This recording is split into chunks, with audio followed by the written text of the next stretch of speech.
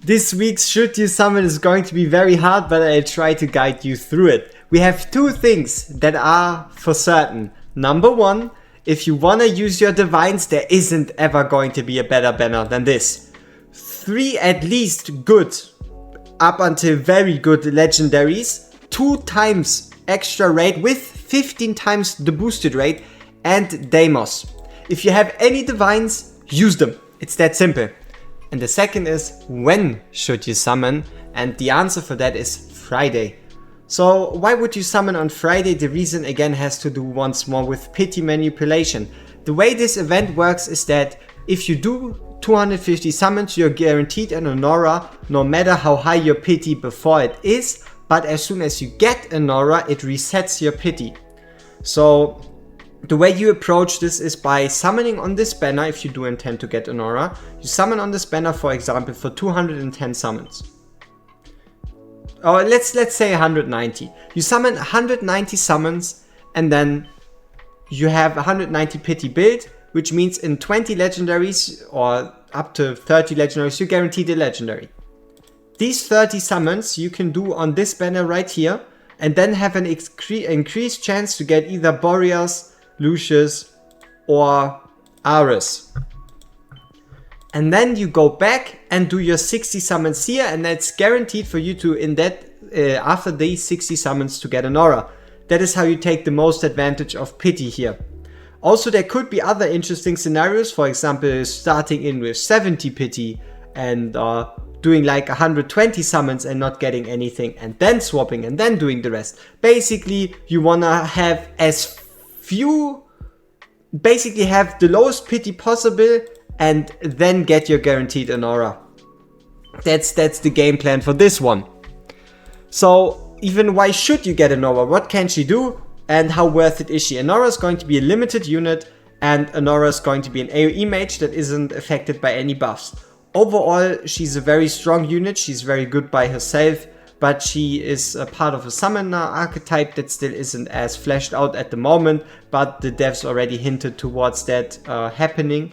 So there will be more summoners, and she will be an integral part there.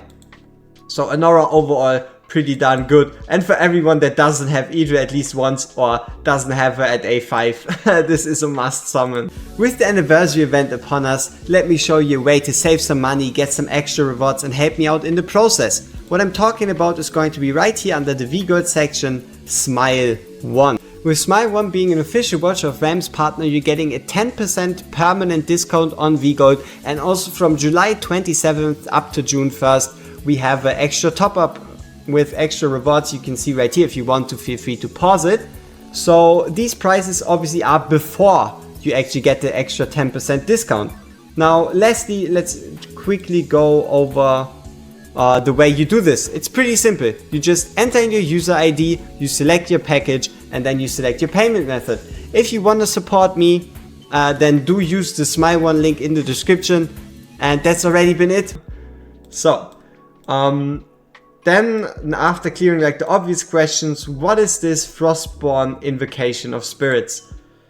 Basically, we have a 2 times rate and a 15 rate. 2 times by 15 rates are the best banners you're going to ever find in Watch of Rams, because you have twice the legendary chance and increased chance at legendaries. This time, and this time only, is the first ever banner where we have 3 legendaries that aren't at least one of them being trash. All of them are pretty good, so let's go through them briefly. Boreas, kind of fallen from grace, but still a very solid unit. Overall, he went from broken to balanced. What Boreas can do is he inflicts anti-heals, he inflicts freezes, and he inflicts a lot of magic damage. Furthermore, he has a rather unique range, not as unique as before, but still very unique in the sense of Frozen Purification, where he does damage around himself in a 3-tile radius. So Boreas does a lot of damage, Boreas works really well, and here's the important part. In content where you can actually freeze the enemies, he's very, very strong. The biggest problem of him is, for example, Gear Dungeon 1 at the moment, the enemies have CC immunity, so they're immune to freezes, which makes him a bit more sad there. But overall, he's a very important part of potential freeze comps. And if you're wondering, okay, how could a freeze comp get to work? The answer is, Anora with a bond skill or Imrit in general. Those have a high relation to freezes and then make Boreas even more viable. Furthermore, he shares affection with Anora, both being esotericists, so you could also run them below or under the same lord and also in Gear Dungeon 1 and completely destroy it. Now the star of the show, Lucius. Lucius is the star of the show, and the reason for that is twofold. Number one, he has good base stats and overall does solid damage. And number two is solely the ultimate. The ultimate has or states that his first 4 pursuits display 1 buff from the target upon hit, and when activated he displays all damnations, which is part of his kit. So the most important part is you activate his ultimate and you completely strip Guild Boss 2 of his hardening stacks. The hardening stacks is what makes you require true damage. The hardening stacks is what makes you fail there, because he's going to get more and more of those stacks and take less and less damage, and Lucius makes away with that. How viable he is in other content outside of that and how strong he is still in the need to be tested. I do that starting later today and into tomorrow, especially if he can work as a single target DDPS next to Idril in Gear 8-3. That will be very interesting to see. And then we have Ares. If I ever had to describe a unit as an A tier, as a general conclusion, it would be Ares. He has solid stats, so if you take a look at his stats, he has 28k HP, which is high, 6200 attack, which is high, decent cost at 17, decent defense at 2000, and also rather normal attack interval at 2.6. He inflicts crazy debuffs with the 20% damage reduction and 30% vulnerability through 2 different ways, being his Outrage and also his Vital Strike. So basically a 25% chance and a 35% chance to use it.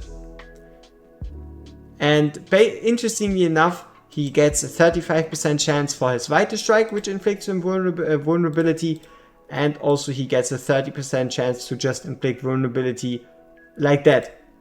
So honestly, he is solid, he does solid damage, he is a solid support, and he is a great addition to any Nightmare units, but he also doesn't pop super hard like, for example, in Arrogance. So, now that we've got like the base units out, let's talk a bit about Awakenings and I guess the amount of summons you have. If you are barely able to get to 250 summons, I still recommend you probably go for Anora, get her with the 250 guaranteed first, and if you can then already have summons to spare over 250, you can start pity manipulating on the Invocation of Spirits, and that's basically it. Just as a little add-in, I am doing viewer summons, so if you're interested in having me pull your summons for you, then join the Discord, and in this viewer summon channel right at the very tippity top, you can tell me if you are interested in participating there, or if not, you can also just join the live stream on Friday. See you there. So Awakenings, right? Depending on the amount of summons, you might even want to shoot for different Awakenings. Let's have a look at those. The Noxious Breath, also inflicting immobilized state on enemies, it's more of a gimmick. It works really well in the trial stage we have in the moment, in the alpha stages, but overall most of the time you're going to either have your enemies blocked by a tank anyway, so that Noxious Breath isn't as important to give the immobilized. The attack is always nice. The reducing of magic resistance by just labor is crucial, but not that strong because it's just a summon. The 8 penetration is whatever, and that noxious enemies on tides affected by Noxious Breath release 20% damage from her and labor. If that was the A1, I would say go for the A1, but it is the A5, so overall you are very well off just getting her A0. Boreas, quick one. Boreas A1 increases the talent chance, it's not that crucial, the attack is nice, the Frozen Purification damage is good, and the A5 ultimate duration is obviously the key, but in general you're still going to get his value out of him at A0. Next off, let's just go with Ares. Ares doing the ultimate increases the attack speed by 100 is nice, but it's not something you need to be pulling for.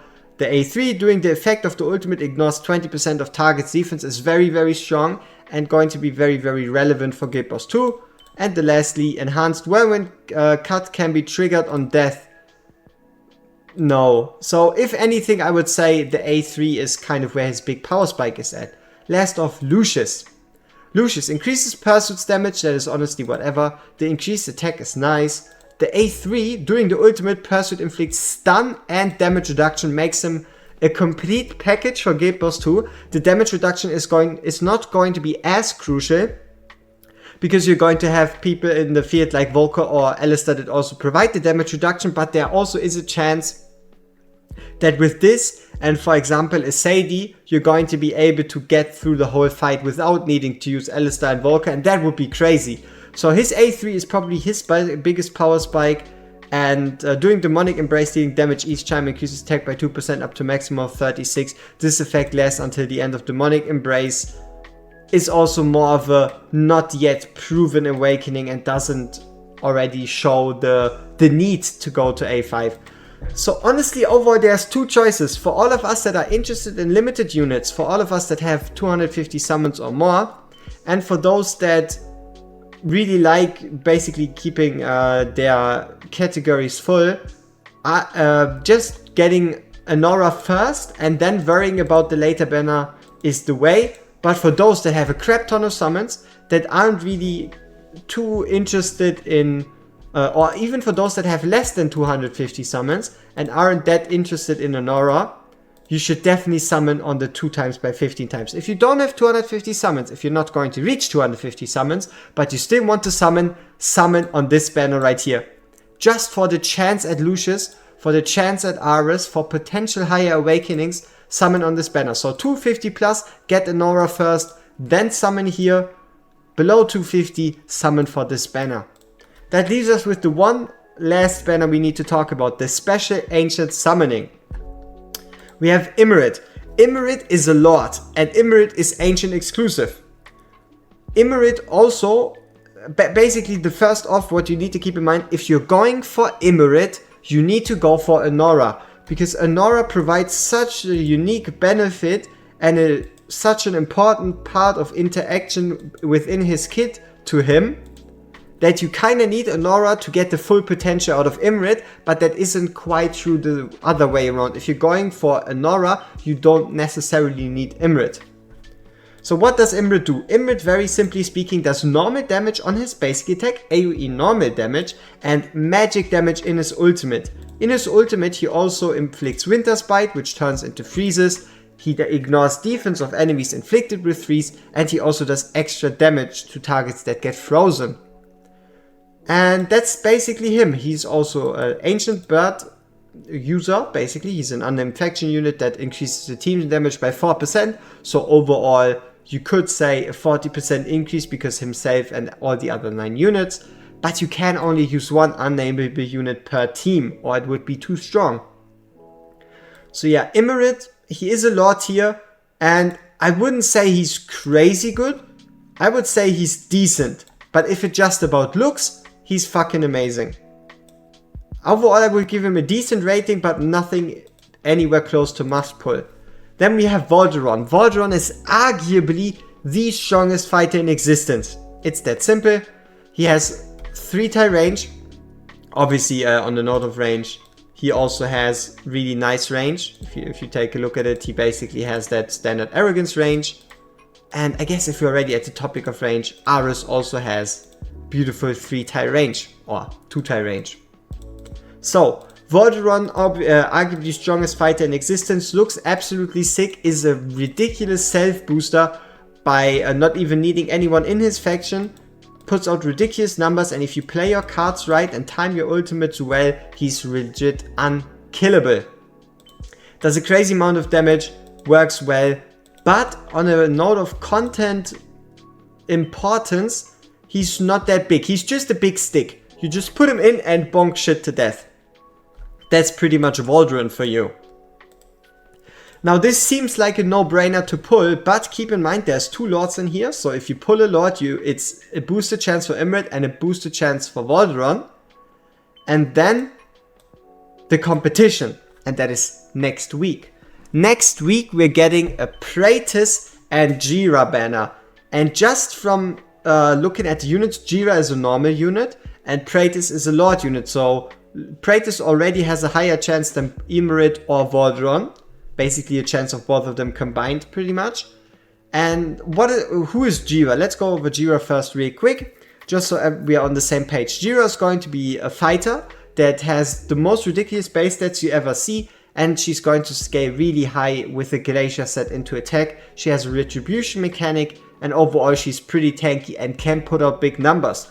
Though she's still unproven and she has only fighter block of 2, increasing to 3 if you do give her the extra block artifact. She's still unproven, but she has potential. Now Praetus on the other hand has potential, has proven it over and over again, and overall is in general ridiculous. Praetus is the strongest unit in the entire game. Praetus is the most relevant unit in the entire game, and with the way it looks at the moment, content is getting made for Praetus. So where would a Praetus shine? The answer is going to be Arena, Guild Boss 2, Codexes, technically Gear Raid 2 if you want to. You can even use them in Gear Dungeon 1, but only up to stage 5. Same goes for Gear Dungeon 2, but there's still going to be 2 more Gear Dungeons and everything is possible. So, general verdict once more. 250 summons or more, Anora first, worry about the last banner later. Below 250 summons, summon everything you have on the 2x15. Any divines you have, go for here. So also, summon with your divines here first to see what you get and then decide based on the outcome. And then lastly, divines, ancients. Ancients are up to you, but if I had to give it a rating, this would be an S tier banner and the Praetus banner would be an S plus tier. This concludes this 16-minute edition of where to use your resources and my general tips for you. I hope this helped you out, and as usual, best of summon luck for all of you guys.